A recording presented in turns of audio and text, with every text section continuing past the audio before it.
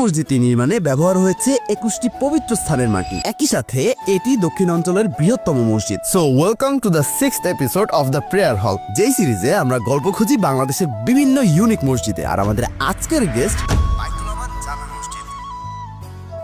বরিশাল সদর উপজেলা থেকে 11 কিলোমিটার দূরে গুঠিয়ায় এই মসজিদের অবস্থান। তাই অনেকেই এটাকে গুঠিয়া মসজিদ হিসেবেও চেনে। 16 ডিসেম্বর 2003 এই দিনেই মসজিদের নির্মাণ কাজ শুরু হয় শরফুদ্দিন আহমেদের হাত ধরে। এর ঠিক 3 বছর পর মানে 2006 সালে মসজিদের নির্মাণ কাজ শেষ হয়। 14 একর জমির উপর প্রায় 20,000 জন ধারণ ক্ষমতার এই মসজিদ নির্মাণে খরচ হয়েছে প্রায় 21 কোটি টাকা। তবে এসব এই মসজিদের স্পেশালিটি না। এখানকার স্পেশালিটি হচ্ছে মসজিদটি নির্মাণের সময় 21টি পবিত্র স্থানে মাটি ব্যবহার করা হয়েছে। এর মধ্যে আছে মক্কা, মদিনা, জেদ্দা, বাগদাদ ও আজমির শরীফের মাটি। মসজিদে প্রবেশ করলে শুরুতেই চোখে পড়ে একটা বিশাল সাইজের পুকুর, সাথে বিভিন্ন প্রজাতির গাছ আর বেশ খোলামেলা একটা জায়গা হওয়াতে এখানে দেশের বিভিন্ন প্রান্তের মানুষ ঘুরতে আসে। সবার আগ্রহের আরেকটা কারণ অবশ্য এর ইন্টেরিয়র। হুট করে দেখলে মনে হয় এ যেন এক রাজপ্রাসাদ। সবকিছু নিয়ে বাইতুল আমান জামে মসজিদকে বরিশালের একটা আর্ট বলাই যায়। তো আজকের মতো এইটুকুই।